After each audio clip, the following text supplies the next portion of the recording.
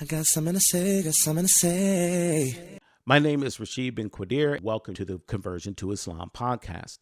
You know, Islam is the fastest growing religion on the planet. So we wanted to create this space so that we can listen to and learn from those individuals who have embraced this tradition. Further, we want to educate those researching Islam. If you've taken your Shahada recently, we want you to know that you are not alone. And if you take your declaration of faith many, many years ago, God willing, this will recharge your spiritual battery. Assalamu alaikum rahmatullahi wa barakatuh. So we'd like to welcome everyone to another installation of the Conversion to Islam podcast. And so once again, we greet you in the tradition of Islam. Assalamu alaikum. And we start every event by praising Allah subhanahu wa ta'ala. So we'll start with A'udhu billahi minash shaitanir rajim. Qala rabbi sadri wa yassir li amri wa luqtatan min lisani wa ashhadu an la ilaha illallah wa ashhadu la sharika lah wa ashhadu anna Muhammadan abduhu wa rasuluh. We testify that there is no God but Allah, and that Muhammad is his final slave and his messenger. So once again, welcome to our podcast. And so we're going to go ahead and introduce all of our guests now. All right. So my name is Rashid Thomas, and I'm with the Conversion to Islam podcast group. And our co-host today is Sister Sakina Abdul Jabbar. Alhamdulillah, very learned and scholarly sister. And looking very forward to her joining us today. And then we have Sister Mateenah Jackson, who we've known for a while, and she has a very compelling and a very lovely story. So we wanted to go ahead and turn it over to her to share that story with us, inshallah ta'ala. Alhamdulillah. Thank you, Rashid and Sakina, for bringing me on to the show, the podcast. I'm looking forward to talking to you all and sharing my story. Of course, it's the abbreviated version, but I wanted to start off and just mention, my journey and how I progressed to Islam. It's going to seem kind of odd to many of you, but my journey actually started as a Christian. I spent 42 years as a Christian and very active in the church, in the choir, a lot of the different auxiliaries and part of the missionary groups and different roles that I played in the church. And then after 42 years, I realized that, there's something else. There's something I need to explore. So with that, I decided to take 2 years to explore religion, to explore God, to find God, if you will. And so my journey took me to many different types of religions, such as Christianity, of course, and then Buddhism. I practice Hinduism, Judaism, Catholicism, all the isms. Took me on a 2-year tour. India, experienced the Hindu version of things, and Brazil. Checked out the Catholics and how they practice. And during my journey, I realized that it looks like everybody is just trying to reach the same goal. Everybody is, quote unquote, trying to get to heaven, to paradise. And so there's a lot of different similarities there. During my my journey, for some reason, Allah subhanahu wa ta'ala knows, I was not to explore Islam right away.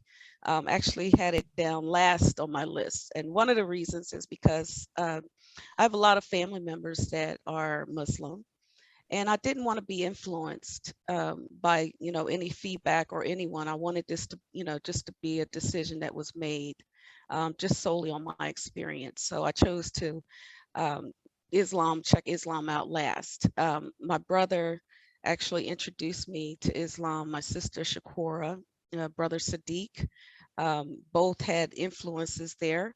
I actually went to some conferences, listened to a lot of YouTube, a lot of speakers in the conferences. And in 2000,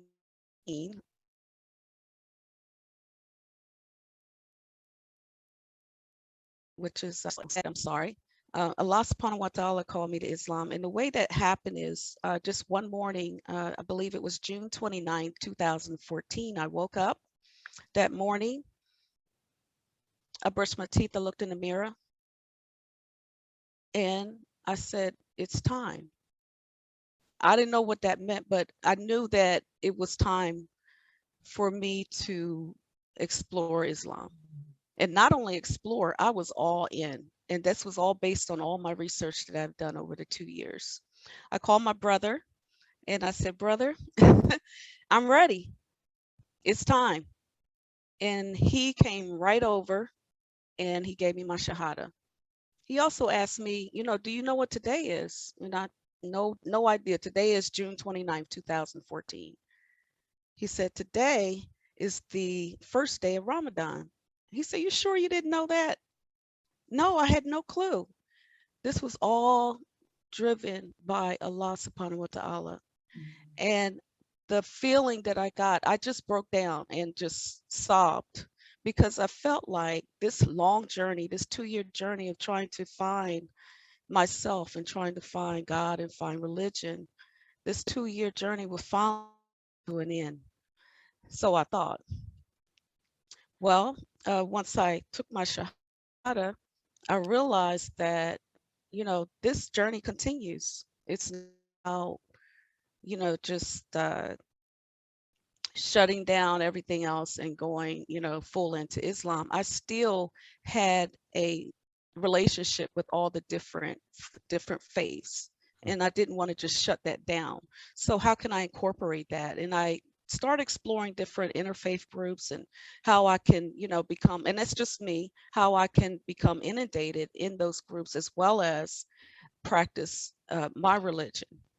Very respectful, very peaceful religion. I was so, so happy that that was the choice that Allah subhanahu wa ta'ala had given me. All my studies, all the things that I've learned along the way, and, bringing me here to you guys today to actually talk about what what it means to accept the religion of Islam.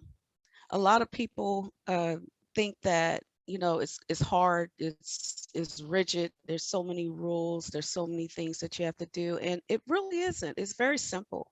It's very simple. And so I just wanted to share my story during the 42 years of Christianity coming up, and I mentioned that earlier. Is that it's where what brought me to where I am today. So a lot of my friends and family that I know that were in the church actually lost some friends that just didn't understand and couldn't understand why I would make such a drastic move. But then also have friends that stuck with me and really believed in me and realized that I'm still the same person. We just practice a different faith. And so that journey and all the things as a Christian that I've learned actually kind of catapulted me up to, I felt like I was going to a higher level, or, it was just time to move on into something more, uh, and I'm not putting down Christianity at all, just a more higher, closer relationship with God. And what I mean there is, um, there's no theatrics. It's just me and Allah subhanahu wa ta'ala. There's no middleman. There's nothing. Just straight me and God. And I love that. It actually brings me to tears right now just thinking about it. Just that I can go straight to Allah and not have to, go through anything else or talk to anyone else. I can talk directly to him. And it's probably always been that way, but just the places that I was in at that time actually made me feel that I needed to have that mediator. Right. Right. Another, And hmm no, yeah, I'm sorry. Just add a quick question for you. sure. What do you think um when after you researched all the traditions and whatnot, what was it that brought you to Islam? What did you read? What did you see? What was it about the deen that brought you in? Peace. I needed peace. Excuse me, because I was going through a lot in 2014. And I just, and a very spiritual person I am, without religion, meditating and just having that connection with God already. But I had a lot of things going on around me, and that had to do with, health issues or uh, family issues. And I just needed peace. And I think, you know, I just wanted peace and quiet. And that's what Islam was giving me. That's what, kind of crossed me over to that threshold. For 2 years, I was fighting it. Like I said, I didn't want to, go there.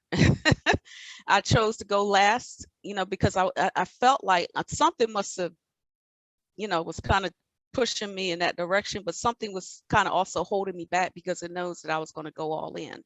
And Mm. that's what I tend to do on anything is I go all in, and everybody knows that. All people that I work with or friends and family, they know if I committed to something, I'm committing to it 110%. I'm going all in. And that push was, I don't know, Rashid. I just woke up one morning and that was it. The search was over. It's very exhausting. Trying to figure out what you're going to do, which way you're going to go, and that's where I landed. Did you have a question, Sister Sakina? I see it building up there. Yeah, yeah. You talked about your family and friends, especially the friends of the church. How did that go over? What was that conversation like? Some of it was hurtful, because the question I kept getting was, why are you doing this? Why? And actually, someone did ask me, why are you doing this to us? And as I mentioned, you guys know me. I'm very active in the masjid, very active in Islam. The same passion that you see in me now, I had that same passion in the church. So I was very influential in different areas and auxiliaries of the church. So me leaving was huge, and some people took it personal, and it was hurtful. But over time, I get more, I see it's a beautiful thing. They actually, when they see something on TV or hear about Muslims now, they can relate that with Mateenah, and they can ask me questions and I can answer to the best of my ability. Mhm. Alhamdulillah. And one thing I think there's one beautiful part that's of the story here is that Allah put you on a path and on a journey, right? Because you tried all the other faith, you tested them, you looked at them, you made sure that they were for you or not for you, but then you ended up coming to Islam. So if you could speak to that journey and how you feel Allah sort of guided you through all of that, because you seem like the type of person that you have to make up your own mind, right? You have to make it up for yourself. So Absolutely. yeah, how did that come into play Wow. in the whole process? Yeah, actually, when I set myself out for that journey, I knew that I was going to take it, and so it was purposeful, and like just willy nilly. I'm gonna go here, go there. I purposely set out. Okay, I'm going to see what do these people do? How do they worship God? And what are the differences? So I take notes, and I'm treat it like it's a project or something like Okay. that. But actually, Step you three, know, step four. yeah. One of the things that I did want to mention is that my father was a Baptist preacher, and Mm. although my mother and father were divorced, um, I spent a lot of times with my dad, and I really actually was thinking, I don't want to let him down. But however, I lost my father before I took my shahada. Um, but part of that, just when I lost him, it was almost like, okay, it's okay, you can do what you want to do now. And the journey with all the different religions, and I'm still part of the Interfaith Council, so Mhm. I still am very appreciative and still going out and visiting all the different faiths. Um, but I realized, as I mentioned earlier, there's just one common goal. We're all trying to get there. And it's no matter what faith you're in, which spirituality, we're all connected in some way, and we're all, just have this one common goal there. It's just how you practice. I I love the discipline. Some people ask, how can you do, you got to pray 5 times a day, you got to do this, you got all the rules and things. I don't look at it as rules. I look at it as just confirmation from Allah subhanahu wa ta'ala, as far as always having him on my mind, always having God on my mind. In the other faiths and in Christianity, I can pray, every Sunday or once a day or not.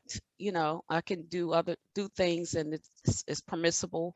I needed that guidance. I needed that structure, and it's not for everybody, Mm. but because I have that now, um, it's the remembrance of Allah, that constant thread, that connectivity. If I miss a prayer or if I hear the adhan, it's always there, and I love it. I love it.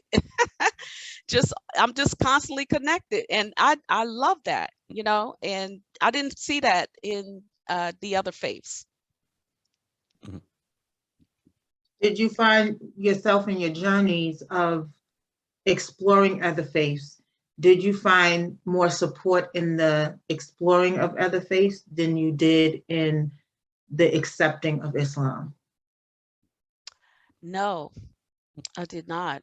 Every faith, when they know you're new, you're coming in, you're just visiting, they all embrace me, all of them, because it almost seemed like, you're selling something, come and learn more about us, and, come to this class, that class, and I'm upfront letting them know, I'm just exploring, just checking you out. And, so, um, no, I felt the same. One thing though, in Islam, what I felt when I went to the mosque is there were no theatrics. You can get in a corner, Mm. sit on the floor, no chairs, no pews, and just, you know, SubhanAllah. have that peace and reverence. I love it, SubhanAllah. and not having to talk to anybody, not having to present anything or do anything. It's just me and Allah. And even if I'm in there with thousands of people, as you've seen and experienced, I still feel that personal, individualized experience, as if I'm there all by myself. SubhanAllah. Yeah, and have to go back to the early days of my meeting you. I remember the day at the fundraiser where you spoke about Suhaib Webb. So of course I have to ask you about that.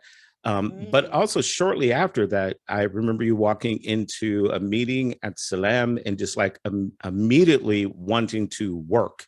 So if you could touch on Suhaib Webb and also what working for the Deen and working for Islam, working for a masjid, what that all means to you and how that can be injected into what other Muslims can do, inshallah. Alhamdulillah. So I was working a project in Boston, Massachusetts, and looking for, this was right after I took my Shahada. And I know I need to stay connected, so that I can get fed. And just Google is your friend, So I was Say trying Google. to find a masjid. Say Google. So Yeah, I Googled, New Muslim, Boston area, So I found a masjid, ISBCC, and Sahib Webb was the imam there at the time. And again, this was back in 2014, 15. And when I went to this masjid, it was so lively. I mean, all the time they had everything. They had stores, restaurants, gym. I mean, it was amazing. And I actually went there every day. There are classes around the clock. I loved it. I spent a lot of time there, and I learned a lot there.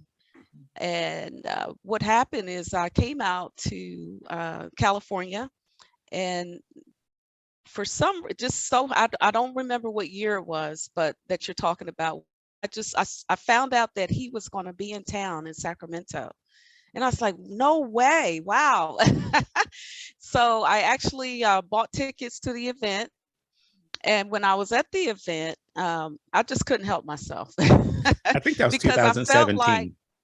Oh, But okay. anyway, I was Yeah, doing math in my head. 2007. Anyway, so Yeah, that's Well, around good. 2017 because yeah. I moved to Sacramento in 2017. So, Okay, alhamdulillah. yep.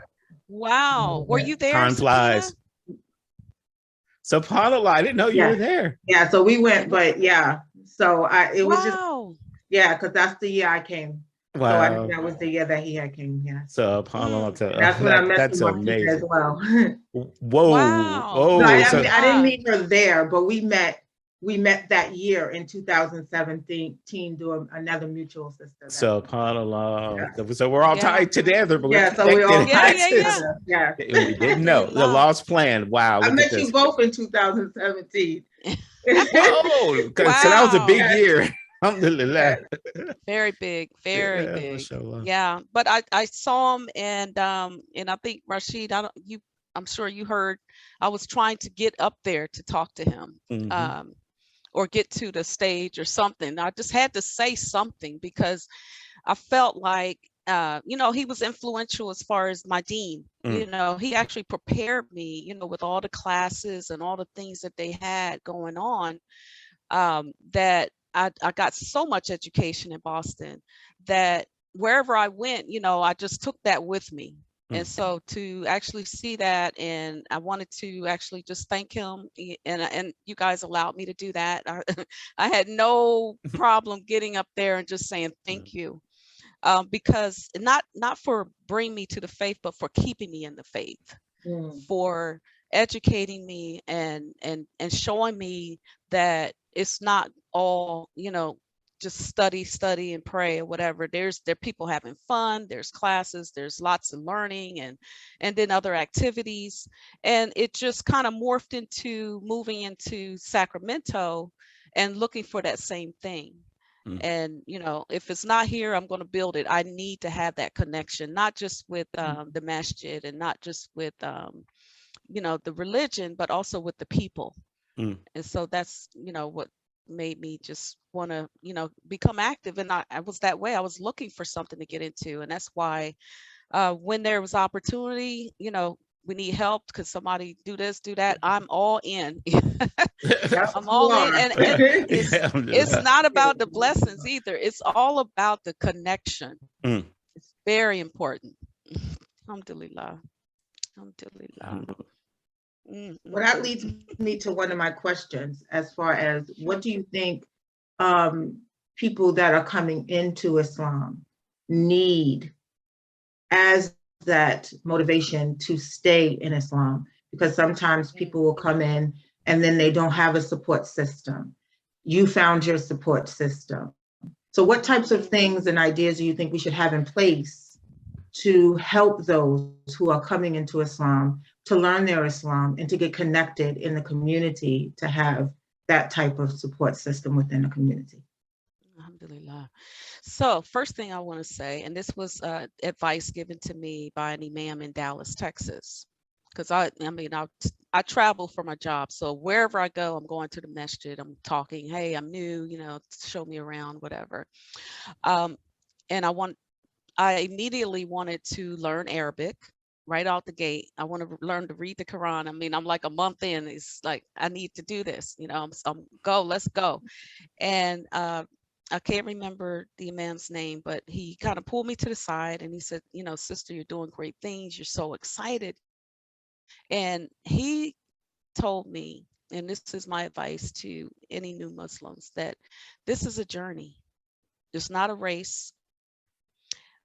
We don't want to get to a point where you get burnt out, and you have to think realistically, like, can you really learn this whole, because I said, I'm going to learn this Quran, within like 6 months in Arabic.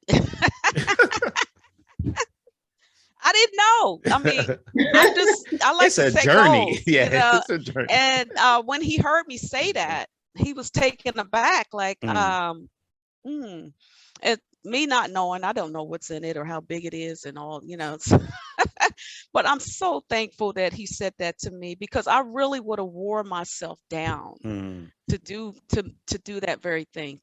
I would probably quit my job and, just went all in and tried to do it. But when he told me that, it made me pull back and just take a look at, what it would take for me to do that. And the whole journey and not a race, it actually allowed to, uh, break it down into pieces, and to compartmentalize things and how I would achieve the different goals, and look at it as, a journey, a lifetime journey. And then be also on top of that, all the other things that I want to do, you know, and being able to do those things as far as, with the community and other outreach, areas, that I'm able to, learn the Quran, learn Arabic, as well as join the community. Mm. So, I thank him for that. That was a really good piece of advice. As far as, new Muslims and people that I deal with now, I hate to lose.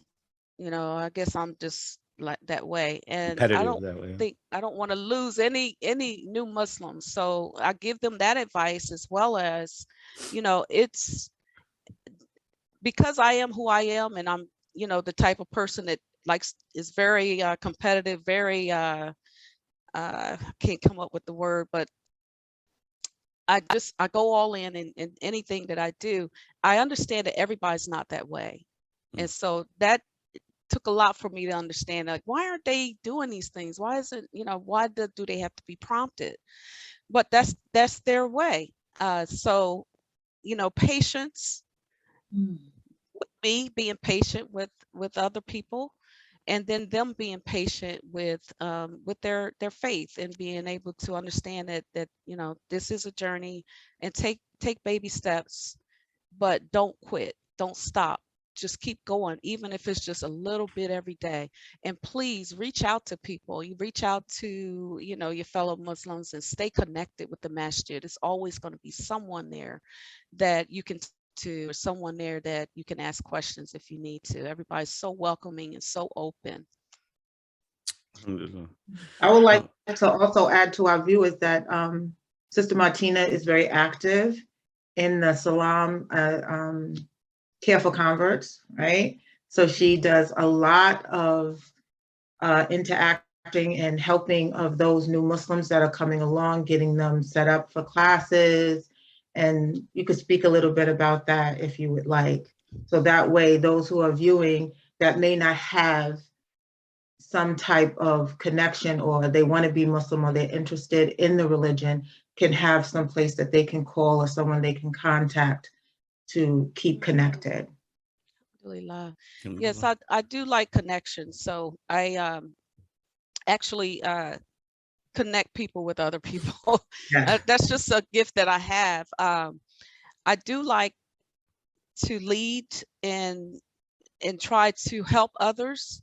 So if I see somebody, or somebody, actually, a lot of times somebody calls me and say, hey, there's a new Muslim over here, can you give them a call? I'll do that. But in addition to that, I know that we need resources. We need places to meet. We need to be able to open up and talk to someone at any time. If I see that that's not happening, then I try to create it, or try to get someone to help, and see what can we do in this area to make sure that we keep our community tight. You see other faiths, they have their different ways that they reach out to their community. I think that we can do the same, if not more. So a lot of new Muslims are coming from other faiths, and we have to respect that, and then also be able to show them what we have. So it's very important to me to make sure that that connection is made and that it sticks. So that's a big thing for me. Alhamdulillah. All right, so I guess the final question, and then inshallah ta'ala, Sister Sakina once could close us out with a beautiful dua, because I know you got beautiful words in you, inshallah. With Ramadan coming up, and there being new Muslims out there, because we have had a high influx of shahadas during COVID. And so this could be their first or second Ramadans. So I was wondering if you had any advice, because I know you're into good deeds and doing things of that nature, but if you have any advice that folks can do to prepare for Ramadan and or do during Ramadan, if you have any advice for new Muslims in that space. It's all about connection. I'm going to say that again. So, and it's hard. now. This is to wherever, but right now we're in a season of challenge and tribulation with the COVID. But even though we have all this going on, there's still ways to connect. We have lots of things that are streamed and online, but then they also have in-service things now going on as well. My advice would be to please try to reach out to your local masjid. If you know any Muslims or anybody that's in your circle or not, and you see online, feel free to reach out. Everybody that I've known in this religion has been so open. I've never heard anybody say no. It's Mm, always, if they don't know, they're going to find it for you. So I'm speaking to, not just local new Muslims in Sacramento, but this anywhere in the world. mm. We have, I believe, over 6 billion Muslims. So there's somebody Subhanallah. that you can connect with. Right, right. And feel free. Rashid has this program. This is another way to reach out and stay connected. One last I want to note is that I did have the opportunity to experience what we call Umrah, Mm, a pilgrimage in 2019. And that also was life-changing for me. Subhanallah. Um, Allah subhanahu wa ta'ala called me there, and I had the opportunity, and I'm very appreciative because not many people, not all people get to go. I was a little surprised. I feel really blessed to have went because I didn't realize that this isn't, it's not the norm, in our country that everybody gets to go. So by me going, that even just rose the bar up even higher. Subhanallah. And inshallah that all the people that's watching this will have a chance to go and make Umrah and Hajj once again. Inshallah. And we would, on that note, would love to have you back to talk about, I know you have some feeling about deeds and how we approach those, but even a further discussion about Umrah and your experience there. And at that being a level of encouragement, because I think the new Muslim, those thinking about Islam, and the veteran Muslim all could benefit from your story, because I know that was very heartfelt. Process that you had gone through. So yeah, we'd love to have you back to talk about that, inshallah ta'ala. Inshallah. Inshallah ta'ala. Welcome. Alhamdulillah. All right, Sister Sakina. Okay. All right. Assalamu alaikum. A'udhu billahi minash shaitanir rajim. Wal ars inna insana lafi khusr illa alladhina amanu wa aminu solihati wa tawassal bil haqqi wa tawassal bis sabr. Subhana rabbika rabbil izzati amma yasifun wa salamu alal mursalin wal alhamdulillahi rabbil alamin. Assalamu alaikum rahmatullahi wa barakatuh. Shukran, Sister Mateenah, for joining us. I really enjoyed your story. I've known you now for 4 years, and I learn something new about you all the time. Alhamdulillah. I enjoy working with you Thank as you. well. MashaAllah. All right. Assalamu alaikum, everyone. And we'll see you in the next episode, inshallah. All right. Assalamu alaikum. Inshallah. Assalamu alaikum. Wa alaikum salam. I got something to say, got something to say. Thank you for spending time with us here at C2I. We hope that you found this beneficial. And if so, you know exactly what to do. Smash the subscribe, like, and share button. And for additional content and other conversion stories, please see our YouTube playlist, the Facebook page, the Conversion to Islam website, or any of your favorite podcast applications. Onwards and upwards towards the light.